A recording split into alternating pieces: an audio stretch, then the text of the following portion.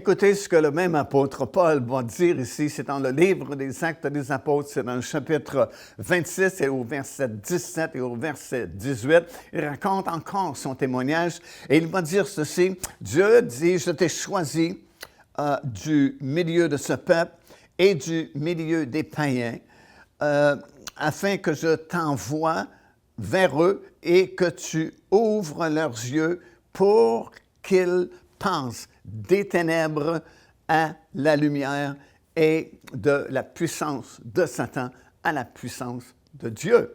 Alors, lorsque nous acceptons le Seigneur Jésus-Christ, nous changeons de royaume, comme on l'a expliqué à plusieurs reprises. Nous passons de la domination de Satan au Seigneur Jésus-Christ, à Dieu lui-même, et nos yeux s'ouvrent. Et plus nous aurons à cœur d'apprendre et de grandir dans la foi, bien, plus le Seigneur va ouvrir nos yeux pour que nous puissions comprendre davantage. Et ça prend absolument cette intervention de Dieu parce que sinon, notre intelligence est trop limitée pour comprendre les mystères de Dieu et sa glorieuse parole. On appelle ça une révélation lorsque Dieu ouvre les yeux de notre cœur. C'est un peu, vous savez, comme lorsque les apôtres étaient réunis à Césarée de Philippe, dans le nord d'Israël, au moment où le Seigneur a voulu déclarer ouvertement la raison principale pour laquelle il était venu sur cette terre, c'était de donner sa vie sur la croix de Golgotha afin de racheter tous ceux et celles qui croiraient en lui et surtout de bâtir son Église.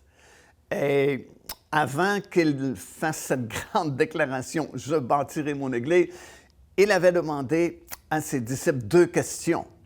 La première question, c'est « Qu'est-ce que le monde dit de moi à mon sujet? » Et bien sûr, il y avait des opinions différentes qui ont été émises par les disciples qui étaient avec lui. Certains disent que tu es Jérémie, d'autres disent que tu es Jean-Baptiste, et ainsi de suite. Mais vous, dit-il, qui dites-vous que je suis? Et à la deuxième question, c'est uniquement Pierre qui a répondu. Et il a répondu, tu es le Christ, le Fils du Dieu vivant. Et Jésus lui a répondu, tu es heureux, Simon-Pierre, car cette déclaration, ce que tu viens de dire, ce n'est pas le produit de ton intelligence. Ce n'est pas par ton raisonnement humain que tu peux déclarer une telle chose, mais c'est parce que c'est mon Père, là-haut dans le ciel, qui t'a révélé cela, que je suis le Christ, le Fils du Dieu vivant. Alors, nous comprenons qu'il y a une différence entre les opinions des gens et la révélation que Dieu peut nous donner lorsqu'il illumine les yeux de notre cœur. Et l'Église est fondée justement sur cette révélation que Jésus est le Christ, le Fils du Dieu vivant. Alors, encore de nos jours, beaucoup de gens ont toutes sortes d'opinions différentes concernant Jésus-Christ, concernant Dieu, concernant la parole du Seigneur, mais ce qui tranche les questions, c'est la révélation lorsque Dieu illumine les yeux de notre esprit. Et on a de nombreux exemples dans la parole du Seigneur. Quelques-uns ici que je vais vous mentionner. Par exemple, dans l'Évangile de Luc, chapitre 24, Jésus-Christ vient de ressusciter et il va commencer à apparaître à plusieurs de ses disciples. Et nous notons dans ce passage-là de l'Écriture, chapitre 24, compté du verset 31, qu'il est apparu à 2 de ses disciples qui venaient du petit village d'Emmaüs et qui faisaient route vers leur village, retournaient à leur village. Et soudainement, parce que là, Jésus est dans son corps ressuscité, son corps glorieux, comme le corps que nous aurons un jour, nous aussi, au moment de notre résurrection, il peut apparaître et disparaître instantanément et à volonté. Et soudainement, il apparaît avec eux sur le chemin du retour vers Emmaüs. Et la parole de Dieu nous dit qu'ils ne l'ont pas reconnu. Maintenant, on peut peut-être les excuser de ne pas reconnaître Jésus parce que nous lisons dans ce passage de l'Écriture qu'il est apparu sous une forme différente. Mais quand même, le Seigneur a commencé à leur parler des prophéties qui avaient été données à son sujet et comment finalement il a accompli ces prophéties-là s'était annoncé qu'il devait donner sa vie, qu'il serait 3 jours et 3 nuits dans le sein de la terre, mais qu'après ces 3 jours et 3 nuits, il devait ressusciter d'entre les morts. Et puis, la parole de Dieu dit, les disciples ressentaient que ça brûlait dans leur esprit, dans leur cœur, lorsque Jésus partageait ces choses-là.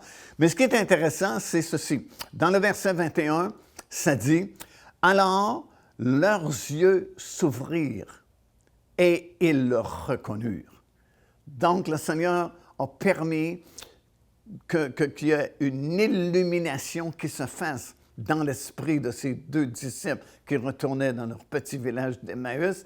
Et à ce moment-là précis, ils l'ont reconnu. La même chose s'est produite lorsque Jésus, un peu plus tard, est allé visiter les apôtres qui s'étaient barricadés parce qu'eux aussi ne voulaient pas être crucifiés, pensaient mourir parce que Jésus avait été crucifié. Et puis, ils étaient dans cet appartement. Et voilà que Jésus passe au travers les murs de l'appartement, va leur apparaître.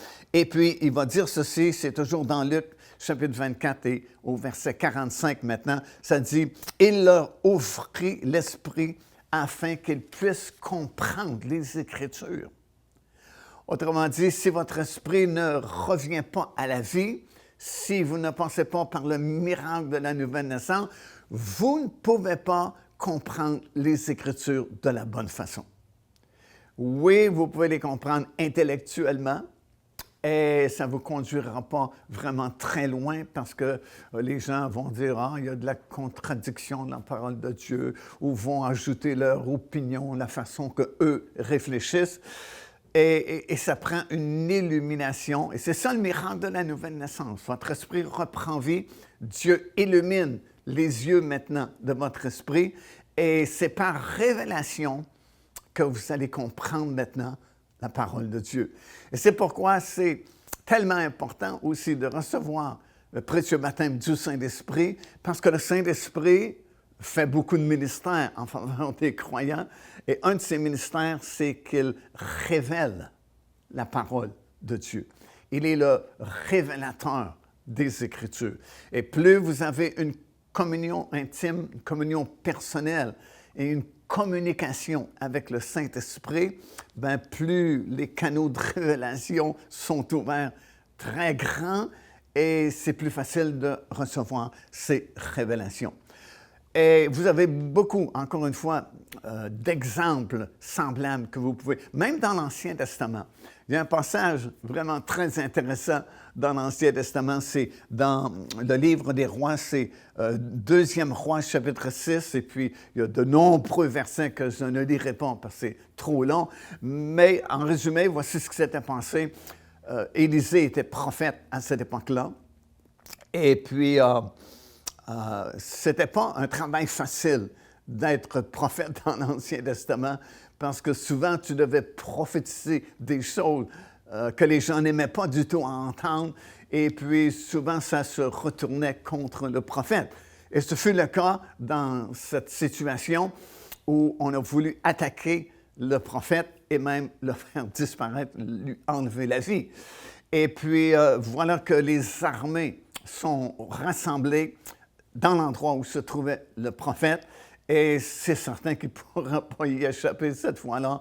Et puis son serviteur est avec lui, et il panique, parce qu'il voit tous ces soldats, cette immense armée, et c'est certain, il n'y aura pas de solution, il n'y aura pas d'échappatoire, ils vont y rester cette fois-là.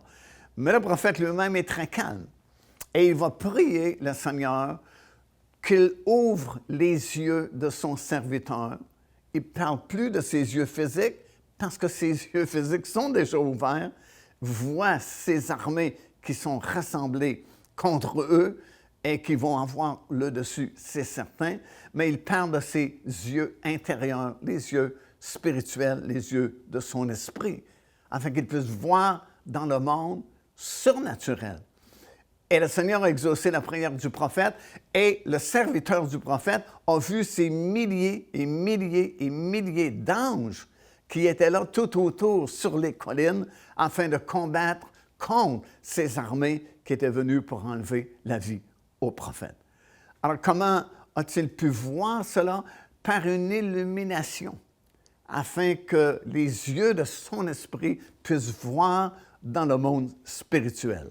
Alors, c'est ce que Paul prie en faveur des Éphésiens, que Dieu illumine les yeux de leur cœur pour qu'ils puissent voir qu'on n'est pas seul, afin qu'ils puissent comprendre davantage la grandeur du salut que Dieu nous a donné et la richesse de sa parole qui nous est révélée progressivement.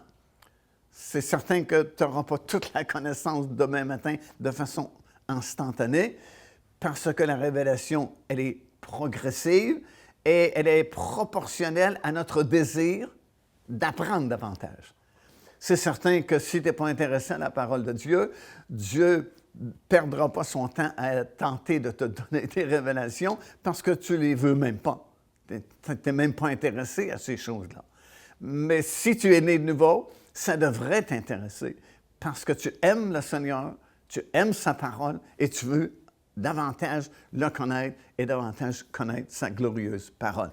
Alors, je pense qu'un des dons les plus importants pour notre époque, pour notre génération, c'est vraiment le discernement des esprits, afin que nous puissions voir dans le monde surnaturel et être capables de se diriger de façon vraiment selon la parole de Dieu et selon l'Esprit de Dieu. Un autre exemple frappant, c'est lorsque Paul voulait aller prêcher la bonne nouvelle en Asie, parce qu'il avait à cœur cette région, parce qu'il venait de cette région-là, et qu'il a été empêché par le Saint-Esprit, imaginez, d'annoncer la parole de Dieu dans les différentes villes.